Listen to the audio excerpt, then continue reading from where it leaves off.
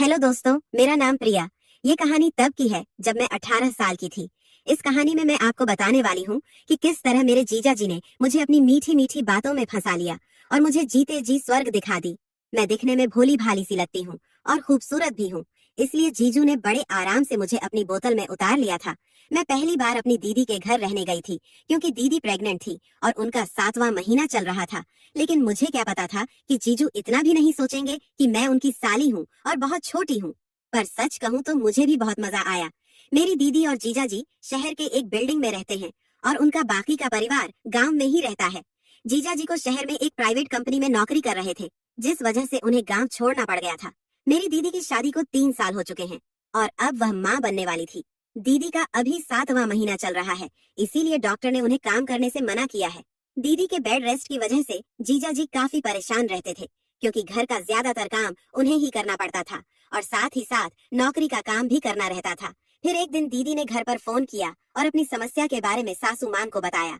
सासू माँ ने बोला, अरे बस इतनी सी बात के लिए क्यों परेशान हो रही हो? तुम कहो तो मैं प्रिया को तुम्हारे पास भेज देती हूँ। वह 1-2 महीने तुम्हारी देखभाल कर लेगी और घर का काम भी कर लिया करेगी। दीदी ने मम्मी की बात तुरंत मान ली क्योंकि उन्होंने इसीलिए फोन किया था। पर मैं दीदी के घर जाने के लिए तैयार नहीं थी क्योंकि मुझे पता था अगर मैं उनके यहाँ जाऊंगी तो जीजू मुझे नहीं छोड़ेंगे। वह मुझे फोन पर भी छेड़ते रहते थे और रोमांटिक बातें करते थे। शुरू में तो मैं सब मजाक में ले लेती थी, लेकिन अब जीजू अपनी हद पार करने लगे थे। जब मैंने आने से मना कर दिया तो फिर दीदी ने मुझे फोन करके समझाया और आखिरकार मुझे मानना ही पड़ा। दीदी ने मुझसे कहा, 1-2 दिन तुम्हारे जीजू तुम्हें लेने आएंगे तो तुम तैयार रहना। शाम को मेरे पास जीजू का फोन आया और उन्होंने खुश होते हुए पूछा, प्रिया क्या तुम सच में हमारे घर आ रही हो? तो मैंने कहा, हाँ जीजू। सुबह दीदी ने मम्मी के पास फोन किया था और वह चाहती है कि मैं वहां जाऊं ताकि आप लोगों को थोड़ा आराम हो जाए। जीजू बोले, अरे ये तो बहुत खुशी की बात है, तुम तैयार रहना, मैं कल ही तुम्हें लेने आ रहा हूँ। कुछ सोचकर मैंने जीजू से कहा, आप कल मत आना, आप परसों आ जाना।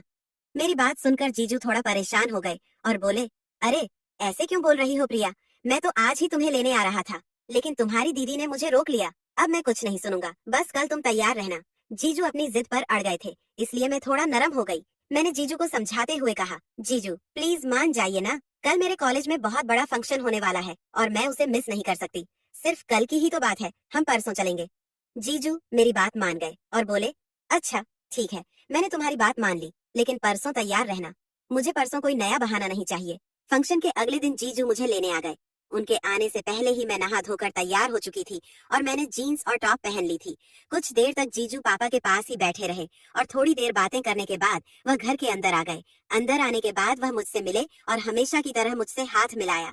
मम्मी जीजू की इन हरकतों पर ज्यादा ध्यान नहीं देती थी क्योंकि उन्हें पता था कि जीजू अक्सर मुझसे मजाक करते रहते हैं।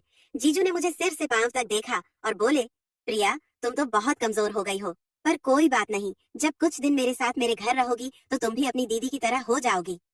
जीजू की ऐसी बातें सुनकर मैं हमेशा की तरह हंसने लग गई क्योंकि मुझे पता था कि जीजू किस बारे में बात कर रहे हैं। फिर मैंने भी उन्हें डराने के लिए मम्मी को आवाज लगा दी। मैंने कहा, देखो मम्मी, जीजू मुझे किस तरह छेड़ रहे हैं। यह चाहते हैं कि मैं भी दीदी की तरह हो जाऊं, पर मम्मी ने मेरी किसी बात पर ध्यान नहीं दिया और हमेशा की तरह जीजू की तरफदारी करने लगी। हम सबने साथ बैठकर खाना खाया और फिर हम जल्दी से रवाना हो गए क्योंकि घर में दीदी अकेली थी। जाते वक्त मम्मी ने मुझसे बोला था कि दीदी और जीजू को बिल्कुल भी परेशान मत करना, मुझे तुम्हारी कोई भी शिकायत नहीं चाहिए और अपनी दीदी की अच्छे से देखभाल करना। जीजू अपनी कार लेकर आए थे उनको परेशान करने के लिए। मैं गाड़ी की पिछली सीट पर बैठ गई। मम्मी के सामने तो जीजू ने कुछ भी नहीं कहा, पर थोड़ी देर चलने के बाद उन्होंने गाड़ी रोक दी और बोले, प्रिया आगे वाली सीट पर आ जाओ। मैंने मना कर दिया और बोली, नहीं जीजू, मैं पीछे ही ठीक हूँ। तो जीजू हंसते हुए बोले, अरे तुम तो ठीक हो साली साहिबा, पर मेरा तो ख्याल रखो, तुम ऐसे पीछे बैठी रहोगी तो हम बात कैसे करेंगे? अगर तुम आगे आ जाओगी तो मेरा भी टाइम पास हो जाएगा और यह सफर थोड़ा आसान हो जाएगा। मैंने जीजू को डांटते हुए बोला, मैं आपकी सारी चालाकियां समझती हूँ, आपके मन में क्या चल रहा है यह मैं बहुत अच्छे से जानती हूँ। आप बहुत बिगड़ गए हो, मैं दीदी से आपकी शिकायत करूंगी। मेरी बात सुनकर जीजू थोड़ा उदास हो गए तो फिर मैं भी आगे वाली सीट पर जाकर बैठ गई। गाड़ी चलाते वक्त जीजू बार बार मेरी तरफ ही देख रहे थे और मैं समझ चुकी थी कि जीजू ने मुझे आगे वाली सीट पर क्यों बुलाया है। मैंने मुस्कुराते हुए कहा, जीजू अभी आप ध्यान से गाड़ी चला लीजिए, मुझे तो आप घर पर भी देख सकते हैं। जीजू भी मुस्कुराने लगे और बोले, नहीं प्रिया ऐसी कोई बात नहीं है, पर सच तो यह है कि तुम अपनी दीदी से भी ज्यादा सुंदर हो। तुम जिसकी पत्नी बनोगी वह सच में बहुत खुशनसीब होगा। मैंने हंसते हुए जीजू को जवाब दिया, अरे जीजू, अब इतना भी झूठ मत बोलिए। और अगर आप ये सारी झूठी तारीफें करके अपनी साली साहिबा के साथ कुछ सेटिंग बनाने की कोशिश कर रहे हैं तो यह सारे ख्याल अपने दिमाग से निकाल दीजिए, क्योंकि मैं आपको बहुत अच्छी तरह से जानती हूँ। आप बाहर से जितने शरीफ लगते हैं, अंदर से उतने ही शरारती हैं। मेरी सारी बातें सुनकर जीजू हंसने लगे और बोले, अच्छा चलो ठीक है, मैं चुप हो जाता हूँ, पर तुम तो अपनी दीदी से भी ज्यादा नखरे वाली हो। मैं कुछ सोचकर जीजू को डांट देती थी, पर सच कहूँ तो मुझे भी उनका हंसी मजाक करना बहुत अच्छा लगता था। वह देखने में भी बहुत स्मार्ट थे। उनकी उम्र लगभग 29 साल थी, इसलिए वह ज्यादा बड़े भी नहीं लगते थे। वह बहुत ही अच्छे स्वभाव के थे, इसीलिए उनके साथ टाइम का पता ही नहीं चलता था। ऐसे ही बातें करते करते रास्ता कब गुजर गया मुझे तो पता ही नहीं चला। शहर आते ही मैंने जीजू को धमकी देकर बोल दिया, अगर आप चाट पापड़ी खिलाए बिना मुझे घर ले गए तो आपके लिए अच्छा नहीं होगा। जीजू बोले, अरे मैंने कब मना किया है, मैं तो घर से सोच कर निकला था कि तुम्हें यहाँ के मशहूर गोलगप्पे खिलाऊंगा। मुझे ये देखकर बहुत अच्छा लगा कि जीजू को याद है कि मुझे गोलगप्पे बहुत पसंद हैं। इसके बाद हमने दीदी के लिए फल भी ले ली। जब हम घर पहुँचे तो दीदी बाहर ही टहल रही थी। मुझे देखकर वह बहुत खुश हुई और उन्होंने मुझे अपने गले से लगा लिया।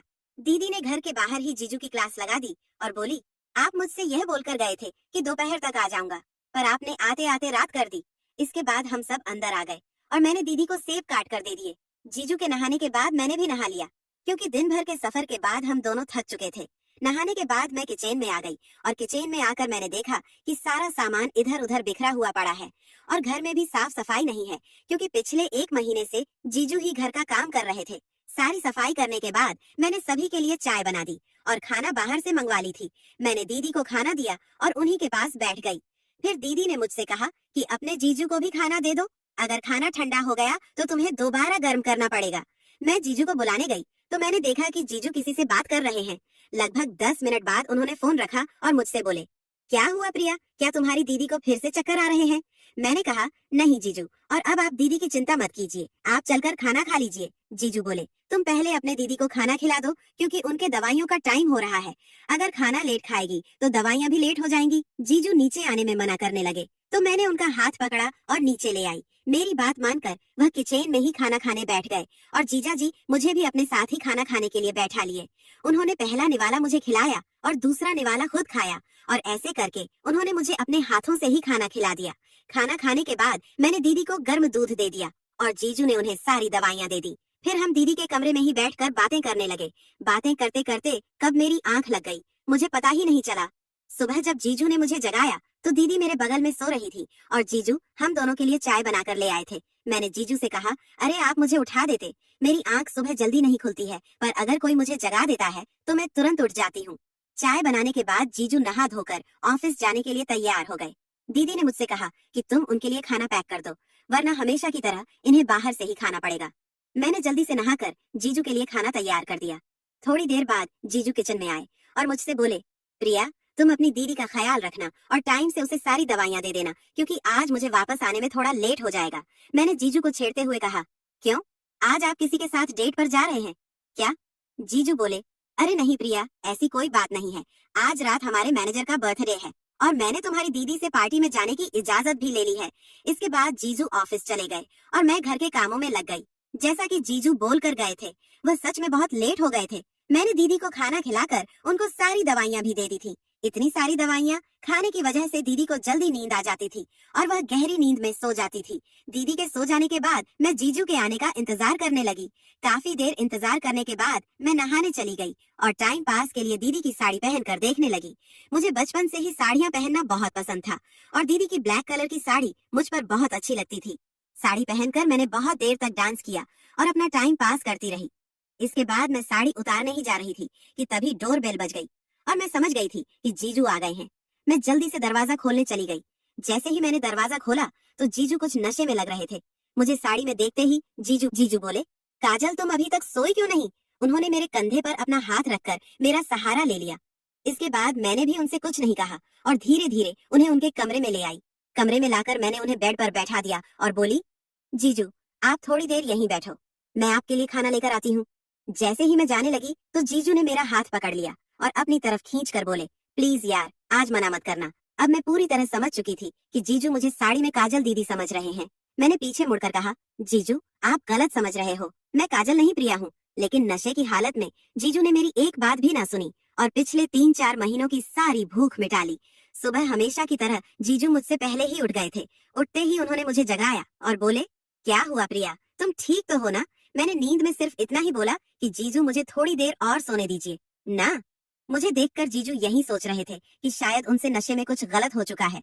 मेरे उठने से पहले ही वह मेरे लिए चाय बना लाए। आज उन्होंने दीदी को भी नहीं जगाया था क्योंकि वह मेरे उठने का इंतजार कर रहे थे। उन्हें डर था कि कहीं दीदी को पता ना चल जाए कि रात में मैं उनके कमरे में सोई हुई थी। कमरे में आते ही उन्होंने मुझे चाय दे दी और फिर से पूछने लगे कि प्रिया, सच बताओ, तुम ठीक तो हो ना? आज मुझे बहुत टेंशन हो रही है। लेकिन मैंने जीजू की किसी बात का कोई जवाब नहीं दिया और मुंह नीचे करके बैठी रही। तभी जीजू फिर से बोले, प्लीज प्रिया, कुछ तो बोलो यार, ऐसे चुपचाप मत बैठो। मैंने जीजू से सिर्फ इतना बोला, जीजू मुझे नहीं पता था कि आप मेरे साथ ऐसा कुछ कर सकते हो। और इतना कहते कहते मेरी आंखों से आंसू आ गए। मेरे मुंह से इतना सुनते ही जीजू समझ चुके थे कि नशे की हालत में उनसे बहुत बड़ी गलती हो गई है। और इसके बाद जीजू मेरे पैरों में गिर गए और मुझसे माफी मांगने लगे। वह बोले, प्लीज प्रिया, मुझे माफ कर दो। मैं उस समय होश में नहीं था और नशे की हालत में ना जाने मुझसे क्या क्या हो गया। तुम मुझे मार लो या फिर कड़ी से कड़ी सजा दे दो, पर इस बारे में अपनी दीदी को कुछ मत बताना, क्योंकि अगर उसे पता चल गया तो वह मुझे कभी माफ नहीं कर पाएगी। मैंने जीजू से कहा, आप परेशान मत हो और मैं इतनी पागल नहीं है कि यह सारी बातें दीदी को बता दूंगी। मैं कभी नहीं चाहूंगी कि आपके और दीदी के रिश्ते में कोई दरार आए। बस कल जो हुआ वह ठीक नहीं हुआ। जीजू बोले, तुम जल्दी से अपना बैग पैक कर लो, मैं तुम्हें वापस गांव छोड़ आता हूँ। कहीं ऐसा ना हो कि मेरी वजह से तुम्हारा भविष्य खराब हो जाए। मैंने जीजू से कहा, इसकी कोई जरूरत नहीं है, लेकिन आप मुझसे वादा कीजिए कि अब आप कभी भी शराब को हाथ नहीं लगाएंगे। जीजू बोले, प्रिया, तुम्हारी कसम खाकर कहता हूँ, मैं आज के शराब की तरफ देखूंगा भी नहीं। इतने में दीदी ने आवाज लगाई, अगर तुम दोनों जीजा साली की बातें खत्म हो गई हो तो कोई मुझे चाय दे दो। दीदी की बात सुनकर हम दोनों हंसने लगे और बाहर आ गए। तो दोस्तों, ऐसे ही और भी इंटरेस्टिंग कहानियां सुनने के लिए हमारे आलिया की वॉइस चैनल को अभी सब्सक्राइब करें और हाँ, वीडियो को लाइक करना मत भूले। धन्यवाद।